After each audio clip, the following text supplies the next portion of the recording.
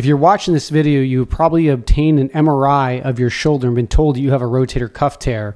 So I'm Dr. Patrick Denard from the Oregon Shoulder Institute, and I specifically specialize in the shoulder completely, and I'm going to go over with you what to think about with your MRI and specifically some natural history studies and outcome studies that can help give you some guidelines of treatment, and I'll wrap up with how I think about approaching rotator cuff tears from a surgical perspective. Now, first off, if you hear a tear, it's often a very scary term, but remember that many people have shoulder pain in their lifetime, about 70%, and this typically goes away in most cases. When you actually look at the need for surgery for a rotator cuff tear, it's actually quite low. Somewhere between 70 to 80% of people will get by without surgery. So despite that being a scary term, many of the tears actually are not something that actually need to go on and have an operation. Let's just back up really quickly with the rotator cuff. What are we talking about? We're talking about four muscles that surround the ball and socket joint. You have the supraspinatus on top, which is the most commonly torn tendon, the subscapularis in the front, and the infraspinatus and supraspinatus in the back. And these four muscles stabilize the shoulder and allow you to not only rotate but move your shoulder in space. And the shoulder is an incredible joint because it's the most mobile joint in the body. Now, there's a spectrum of disease. When it comes to thinking about tears, we often think about it progressing from impingement, or often termed bursitis, where somebody has an irritation. The tear can then become partial thickness, where it goes partway through the tendon, a full thickness tear, and then full thickness tears can progress to where they retracted all the way to the level of the socket. Specifically, with partial tears, there's a wide variety. So we divide these into low grade and a high grade.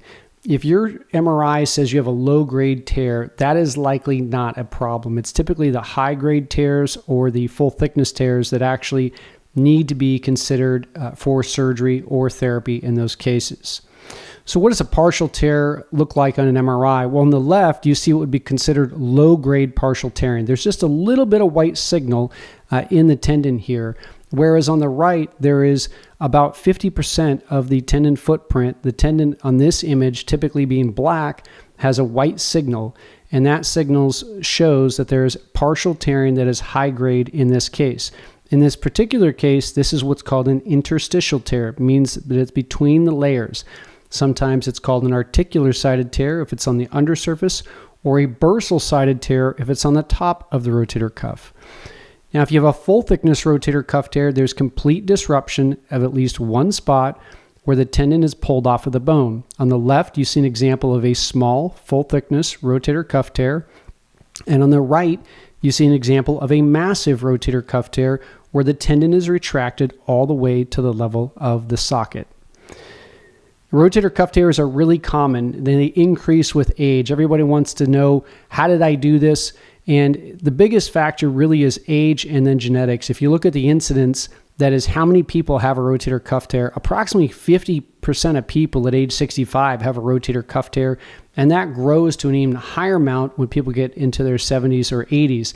And I think that number is important because it shows you, again, that not all rotator cuff tears need surgery, and shows that, it's also something that occurs just over time. So you don't necessarily have had to have an injury to lead to a rotator cuff tear. Now, do tears get bigger over time? This is really important to consider, because if you're thinking about, if I have a rotator cuff tear, what do I do with it, and how is it going to change if I treat it conservatively? Partial tears progress at a much lower rate than full thickness tears. So on average, partial tears, 25% of those are going to progress over a couple of year period based on systematic review, large studies. Whereas full thickness tears, if you have a tear that goes all the way through the tendon, is going to progress about 50% of the time over a similar period. So progression is going to happen if you treat it conservatively. Therapy does not heal a rotator cuff tear. What therapy does is help you build back up your body and compensate. So particularly with this information, it's important to think about a young individual who has a tear versus an older individual. If somebody's in their 40s or 50s and they have a long lifespan, going through surgery in a recovery period of, say, 6 months is probably worth it. Whereas if somebody's older, they may not think they want to undergo a 6-month period, knowing that, yes, it's going to progress, but they have a good chance of doing well with therapy, and perhaps they're less worried about the consequences over time. When we look specifically at high-grade partial rotator cuff tears, those do tend to progress as well. So they don't progress quite as quickly, but this study here out of Asia looked at this, specifically high-grade partial rotator cuff tears, again, those that are over 50%, and found that 30% of those progress over a 3-year period to full-thickness tears. By 4 years, 64% of them converted to 4 years. At 4 years, 64% of them converted to full tears, meaning that generally speaking, partial tears progress at a slow rate. But if you have a high-grade partial rotator cuff tear, we tend to treat these more like full-thickness rotator cuff tears because they have a higher risk of progression. And this just makes sense because it just means that you have more tendon involvement. But that's why it is, again, key to think about low-grade versus high-grade on your MRI in consideration of what to do with treatment. The other interesting thing is that if you have a rotator cuff tear on one shoulder, you have a high chance of having a rotator cuff tear on the other shoulder. Some studies say about 35 to perhaps even higher percentage of people who have a rotator cuff tear on one shoulder have one on the other shoulder, and they may not even know it. Not only that, but I often tell people, especially if they're younger, to watch the other shoulder closely. If you develop a full thickness rotator cuff tear in your 40s or 50s, you probably want to keep an eye on that other shoulder to make sure you get to that tear at an earlier time period. Now, the risk of progression varies by location, so this is another important thing. When we think about the rotator cuff, we often describe this as a rotator crescent, whereas there is this thickened tissue that kind of runs from front to back that forms a cable attachment. If a tear occurs in the middle area, which is very common, they have a lower chance of progression, and they have a lower chance of developing atrophy of the muscle. Atrophy is where the muscle shrinks down.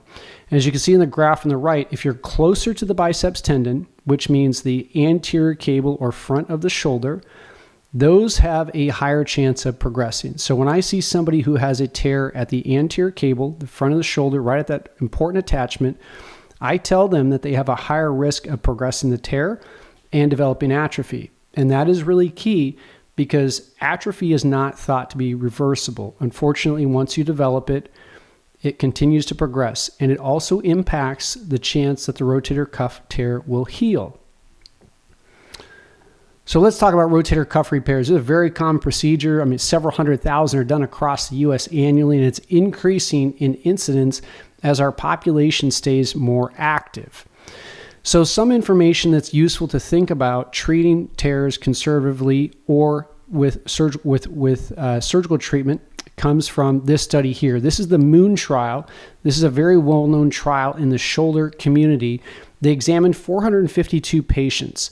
And overall, they said that 70% of people actually with a full thickness rotator cuff tear did not go on to surgery. Now, at first glance, that is really, really appealing, especially in people in their 50s or 60s as they enrolled them in this study. I will point out, however, that about half of the people declined to participate in this study. So the information may not fully reflect the success rate, but nonetheless, it appears that it was overall good. Here you see what the survival rate is, and you notice that essentially that if people did well early, they did very well in general. In other words, those that converted to surgery converted pretty quickly. What they defined physical therapy was 6 weeks. So they gave participants 6 weeks of treatment, and those that tended to have success at 6 weeks did well out to 10 years. Those that dropped off or ended up going on to surgery because therapy failed, that occurred early. In other words, it didn't happen that they got a year or two down the line and they ended up going on to surgery. They really did pretty well long term. Interestingly, functional outcome, this is the SANE score, single assessment numeric evaluation.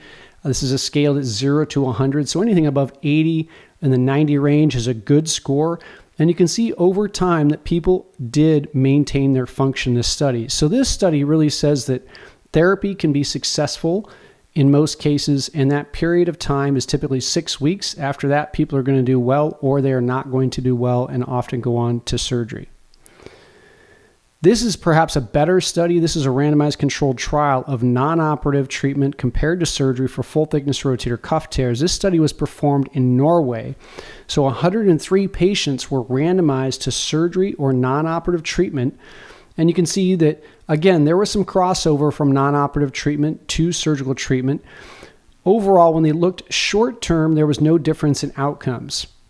But when they looked long-term in this study at the 10 to 15-year point, the amount of people that felt satisfied with their shoulder was higher in the surgical treatment group. So, for instance, in this case, 70% of people reached what was called a PASS, which is a patient acceptable symptomatic state with surgery, compared to 43% without. And satisfaction with treatment was 86% versus 53% with conservative treatment. Now, what's important about those numbers is they probably downplay the results of surgery because they did what is called an intention to treat analysis. In other words, if people were enrolled in conservative treatment to begin with and crossed over, they analyzed them as if they were in the conservative group. So there's probably a bigger gap than is represented by this study. Here again, you see the long-term. I mentioned short-term, no difference in functional outcomes. This is what's called an ASES score, American Shoulder and Elbow Surgeon score. Again, 80 to 90 points is pretty good.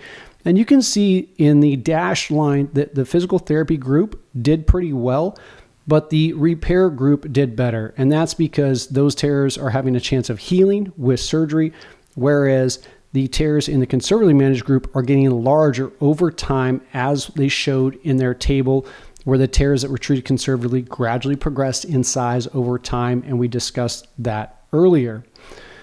Now, what about some other information here? This is a study that was performed at Washington University of St. Louis. Does surgical intervention alter the natural history of degenerative rotator cuff tears? A comparative analysis from a prospective longitudinal study. They had 83 controls, that is patients who were in a non-surgical group, compared to 65 who were in a surgical group. They had about 5-year follow-up. And you can see here, again, long-term, those who had surgery had lower pain scores. They had higher ASES scores. We talked about that, the American Shoulder and Elbow Surgeon scores. And those that were treated surgically had a lower rate of developing fatty degeneration. That's basically the same thing as atrophy. Those who had repair, they had a chance of healing, so they did not go on to develop as much atrophy, whereas those who were treated non-surgically had not only increased pain, but they developed atrophy over time. The last thing I want to talk about is traumatic tears, because this is a different animal. Now, most of the studies I showed already really talk about degenerative rotator cuff tears that occur over time, but you can get traumatic rotator cuff tears from falls, etc. There's a couple of studies I want to share. This is a study from the Rothman group in Pennsylvania, and they analyzed who did well with surgical treatment, and specifically the timeline. And if somebody had a traumatic tear, the bottom line is they found that those who had treatment within 4 months had better functional outcomes compared to those who waited. And there was even a trend toward an improved functional outcome if surgery was done within 3 weeks. So it's a much different situation if I see somebody who falls and develops a traumatic rotator cuff tear that we can confirm on MRI with edema on the MRI, compared to the person who has developed pain slowly over time for 6 weeks or so and comes in. We find out they have a rotator cuff tear. That latter patient, I'm going to be more apt to recommend conservative treatment in the form of physical therapy. Whereas if somebody has a traumatic tear, given the importance of the timeline, we may go straight to surgery and forego physical therapy. Yet another study here in terms of looking at the overall outcomes, a similar cohort from the same study group. And the bottom line is when they had patients that were treated non-operative compared to operatively, satisfaction with traumatic rotator cuff tears was 83% in the surgical group compared to 55% of those who underwent physical therapy. So yet another way of looking at this. So now how do I put this all together? We know that people with a chronic rotator cuff tear can do well, and they can do well with physical therapy. So generally speaking, when I consider the natural history, if somebody has a full thickness rotator cuff tear and they are under the age of 60, I advise having a surgical repair because we know that tear has a Best chance of healing when the tear is small. And if we leave it, it's going to get larger over time. You can get atrophy, and we know those people do better with surgery long term. If somebody's over the age of 70, however, generally speaking, I start with conservative treatment. And then between the ages of 60 and 70, I recommend a case-by-case decision based on the health and activity level. If it's a traumatic rotator cuff tear, I generally recommend repair within 3 months. We extend up the age, knowing that people are going to do better by having it treated surgically, because the early repair leads to better outcomes. And then partial tears, in most cases, I want to start conservatively. That's physical therapy. That may include injections such as steroid injections or platelet plasma injections. We see how that goes because we know that those have a slower timeline for progression, and we may treat it differently if it's a high-grade partial rotator cuff tear, but most of these are the low-grade partial rotator cuff tears. We're going to start conservatively. Or if it's a high-grade tear in a young individual, we can say, well, let's make a time to repair this. It doesn't have to be immediate, but we know over several years it's going to progress. So let's just set aside some time that's convenient for you to get through this, assuming pain is controlled. Now, these are general guidelines, but I think they give you an overall framework to think about this, and you can put this into your own situation, and hopefully it can help you make a decision. If you're not sure what your MRI shows and you want to have my eyes on your scan and get a clear answer, I'm happy to provide that to you. I provide MRI reviews for patients virtually. I can go over your MRI, send you a video with a clear explanation, and hopefully help give you some steps to think about treatment.